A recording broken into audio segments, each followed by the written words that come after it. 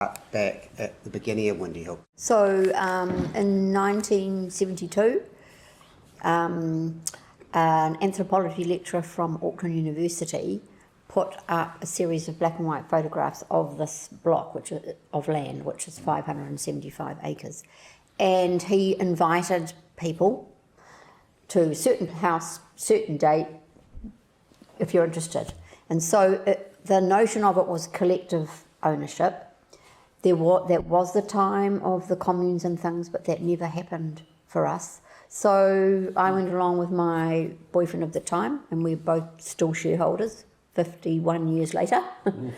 And we bought in. So there are 16 shares. We've bought back one share, and each share entitles you to 3 acres for a house and a garden within certain areas. So we have a resource consent, which we got in 1996 for the development, so we can put in our access roads, we can build our houses, we can harvest firewood, etc., all within our current consent. At about the same time, we put 116 hectares into a QE2 covenant, so all that coastal side is in a QE2 covenant. And then in 1998, the Little Windy Hill Company, so it was a company with shareholders who purchased the land, approved the pest management project. So that's 25 years this year since we approved it, and then it took quite a few months to get some money and find an employee, and so we started actual trapping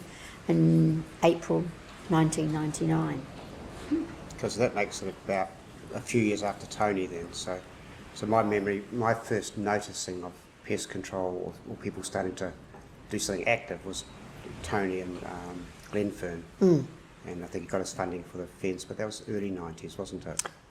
Early, he didn't have that fence up for quite a long time after, but we were both trapping. He was doing a lot more planting because he was bringing back a lot of the area from grass. So he started off with a great big nursery and then got into the trapping and then into the cats, as you do, and then the pigs. And yeah, you can start with a single focus, but in the end you have to end up with a whole integrated pest management. So how did it then morph into what you have now?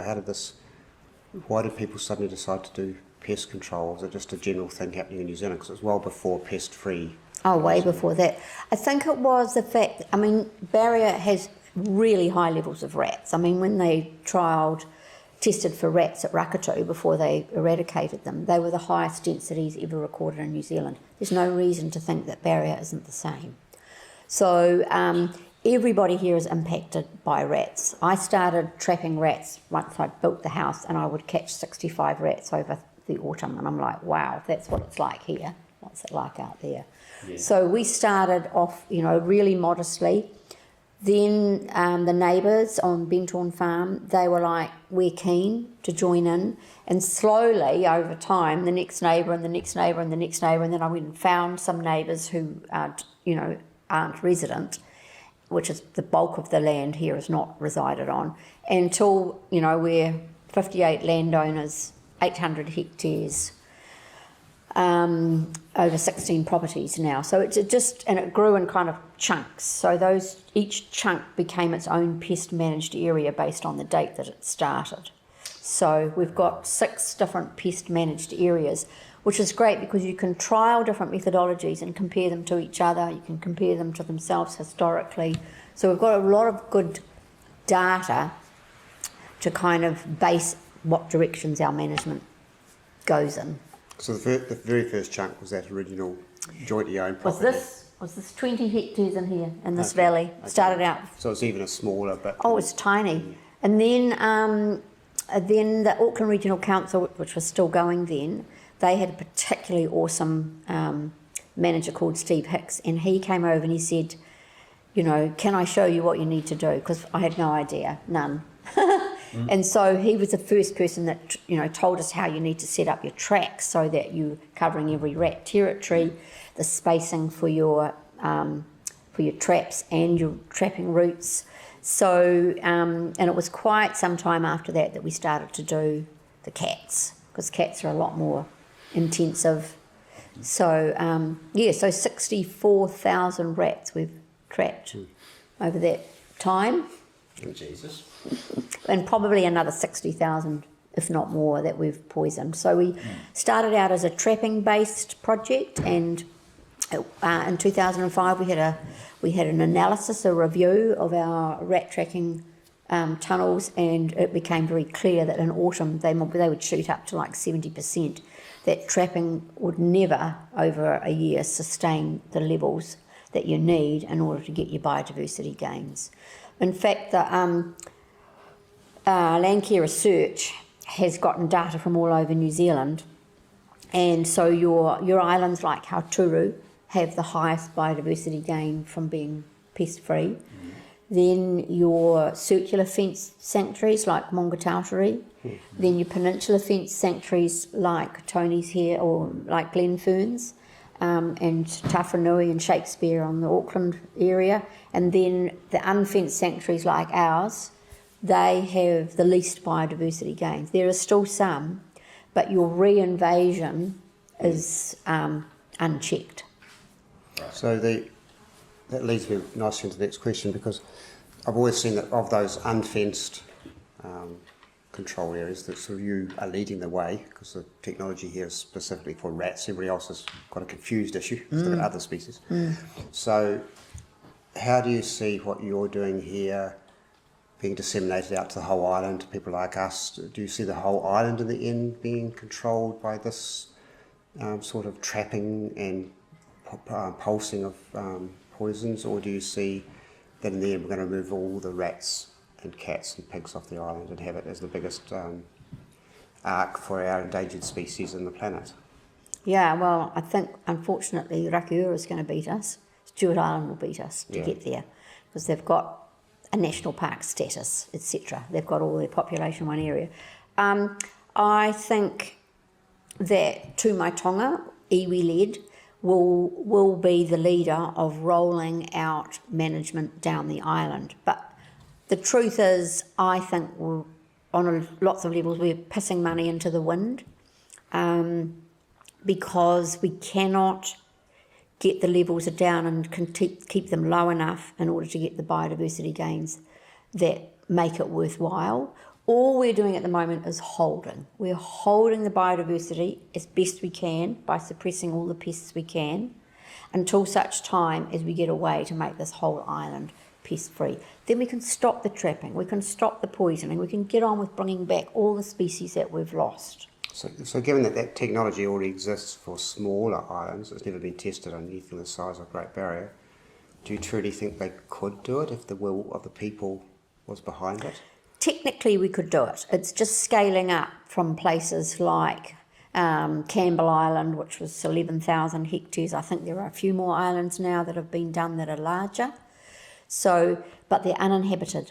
Lord Howe is the latest one that was inhabited to have Britifacoum land established around all the dwellings and helicoptered out over the rest of the island. But that took probably 20 or 30 years to finally get their community on board with it. Such is the fear of toxins. And it's right to be fearful, but you also have to look at your costs and gains, and you also have to look at the very successful islands all around us here, Kuvia, the Mokahinau's, Little Barrier, all dusted with Britifacoum and all burgeoning wildlife. So you also have to look at your successful examples, and that helps alleviate people's fear. The problem with barrier, with an area this size, will be one, the cost. If we get the social licence, we've got massive cost. I think logistically, yes, we can sort it, but then we're going to have an issue with mice. Everywhere that mice have been at almost no detectable levels, for example, Tawhanui, and within 7 months of the eradication, there were almost more body weight of mice in that sanctuary than there had been of rats.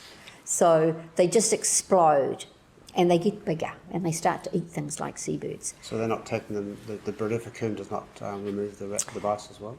The density that you can spread it at simply cannot reach every territory of a mouse. But the other thing is they've found is that the mice are at the bottom of the chain. You've got your Norways, Shippies, Curie, mice.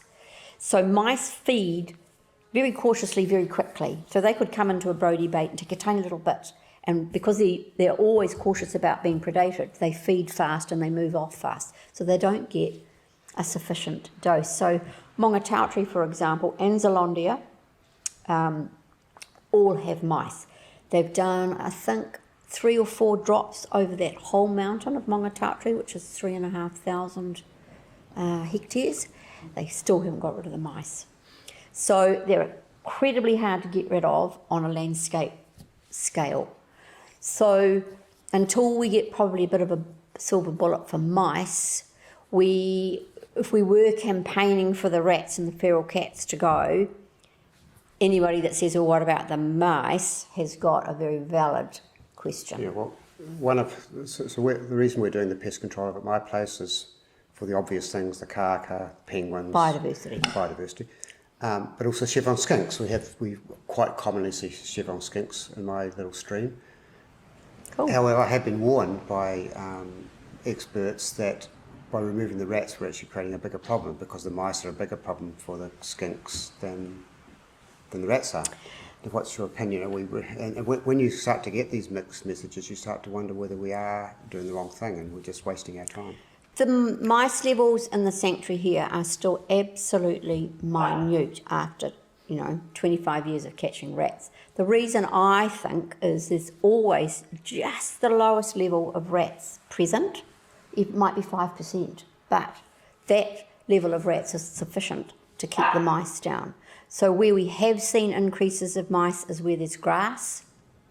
So you take the rats down, certainly. But I think where we're doing suppression, which is what you're doing and what we're doing, you aren't going to see your big lift in your mice because there's always sufficient rats in the system. Okay, so I suppose next we want to move on to the challenges that you see. We've been talking about the biggest challenge is really the social challenge, because quite probably the technology already exists to remove all the rats, cats and pigs off this island. Maybe not the mice. So now talking about the social aspect to it, what do you see as the challenges to get people on board to at least get elimination, or not elimination, but get the suppression over the whole island? We have to get most of the people here to come along with us. Yeah, you can tolerate some gaps. The problem, and it's been this way for quite a number of years now, is nobody's asking people. So when Tūmaitonga started, there were 150 odd private parcels of land within the area they were going to manage as Tūmaitonga. They went to every person face to face and interviewed them, and it's a very good comprehensive interview. And there's been a number of different interviews about attitudes to pest management, blah, blah, blah, done for this island, and they all get shelved. However, what we need is a whole island. It's not that big, might be 1,200 properties, where we run through the same sort of questionnaire that was put for the Tūmaitonga landowners, because what that showed was overwhelmingly, well over 90% of people are in favour of eradication or very high levels of management. So I think, if you can put the argument after you've got people's views that were we to have an eradication, then we won't have to use any more toxin and we won't have to be doing the trapping, and we could put our energy into translocating back all the species we've lost and really turning this into like a living in Hauturu. So to me, the next obvious step is to raise the funds for really comprehensive social inquiry. When you get high numbers of people supporting something, then you've got more clout with the powers that be. So my discussions on the island with people, I've not heard very many people say they want to keep the rats. I think that's pretty well a done deal. Exactly. How we remove them is the contention. Exactly. I haven't heard very many people say they want to keep wild cats. That seems to be...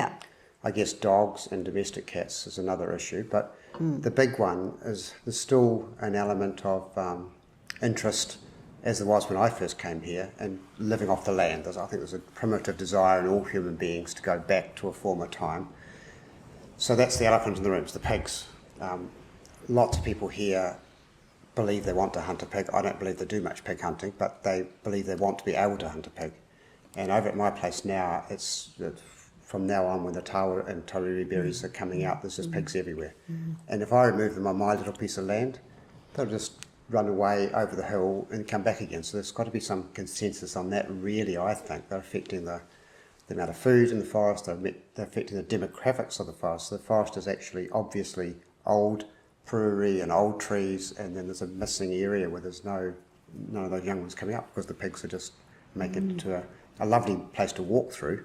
Yes. So what's your opinion on that? How can we get, as they did in Waiheke in the end, how can we get this island to move to a consensus on the pigs, which really do need to be removed? I've got a bit of a dilemma with the pigs. So at one end is, if the world goes to hell in a food basket, we're going to need meat, and it's here. And there's rabbits as well. So that's kind of at that extreme end of looking into the future when those might be a valuable food asset for us. Let's just say we can't get meat off the mainland, for example. So there's that. With Stewart Island, they've pretty much got everybody on board to eradicate the rats and the cats and a few other pesties that they've got, except the deer. So because that hunting lobby is so strong, particularly from the whole Southland area and the South Island, they have made a concession for deer. Now, your purists will be furious about that, and on a level I would be too. But I could see, if we needed to do a deal to get pest-free Aotea, we leave out the pigs. But we would put into place at the same time a big monitoring program to try and indicate when they get beyond a certain agreed level, and then we have to have big culls and take them back down. So I'm aghast, like you are, at the degree of damage, but it's particularly bad over the last 3 years because it's been wet and the soil is perfect. Everywhere in New Zealand that has experienced this La Nina has recorded much higher levels of pigs. So there will be a waning off. If we go through a drought cycle now, you will have less pigs. You can fence off if you don't want to have pigs. I'd rather find areas on the barrier, the sacrificial lambs, where you fence the pigs in. People hunt them there, etc. So that's there's a lot of possibilities about what we could do about pigs. In an ideal world, I'd have them gone, but I'm prepared in order to move the bigger argument along, which is, for me, is your rats and your cats, because they are extincting things as we speak. I would be prepared to do a concession on pigs with management KPIs, etc. in place. Is there a movement afoot to get that sort of consensus, or is this just aspirational? There's no cohesive drive pushing them along, but currently now you've got quite a cultural attachment to the pigs, and then you've just got your hunting attachment to the pigs.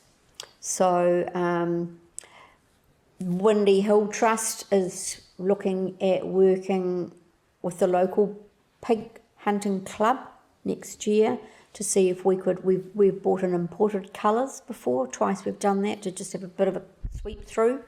Varying success, they all come back.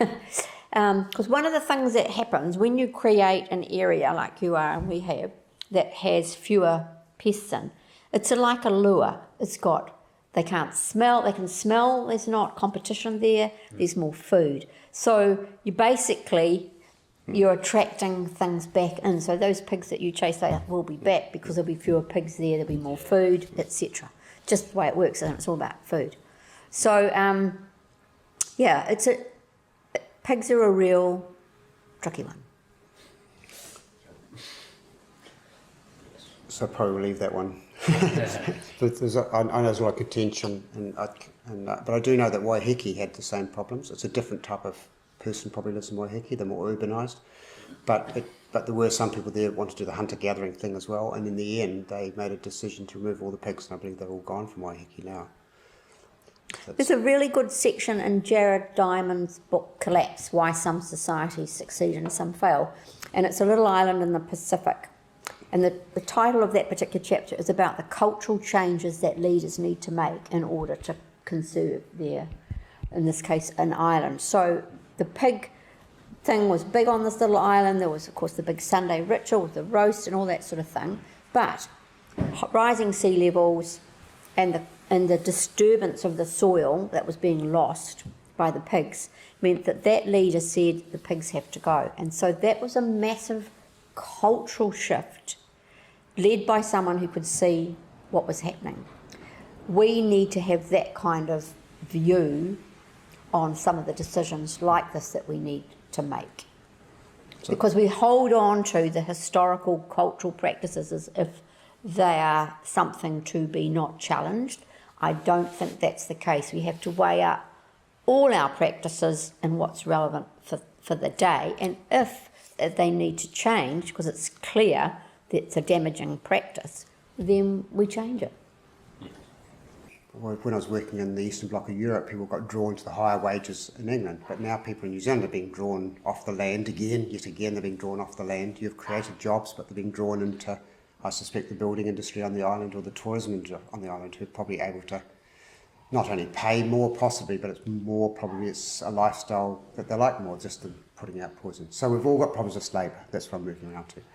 So what technologies do you see coming in the early distance that could help you do what they've done with everything else on the planet, automate the control of the pests here, rather than have to have people going out every week setting traps? I think we'll need to do that with the moving labour force we have. I haven't seen in the 25 years the sufficient advancement in anything to stop the labour-intensive methodology we're using currently. So the good nature's ticked all the boxes, don't work in this habitat.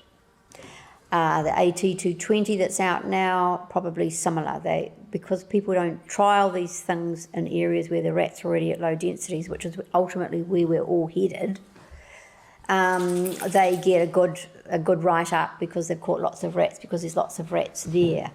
So one of my great disappointments is that we have not got any better tools that are cost-effective that you can use at landscape scale.